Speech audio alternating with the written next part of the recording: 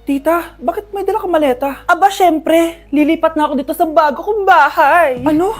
Tay, ano ibig sabihin nito, ha? Nakalagay dito sa papel na pinirmahan ng nanay mo na amin na tong bahay, mga sasakyan niya at ang mga pera niya. Napakahayop nyo!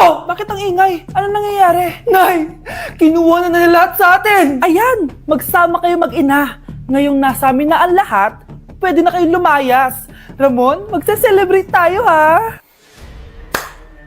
Ang galing nyo din, no? Ha? Nakakakita ka? Bago kayo mag-celebrate, i-check nyo muna kung pirma ko ba talaga yung nakalagay dyan. Hindi pwede to! Tay! Attorney! Kita mo naman kung ano ginawa na tong dalawang to, di ba? At nandito na rin ang ebidensya na magpapatunay na naghaharutan sila sa loob ng bahay ko. Anong gagawin niyo sa amin, ha? Mahal, huwag mo naman gawin sa amin to, please, oh. Magbabago ako, please. Oh, sorry kung natatapakan kayo pagka-love team nyo, ha?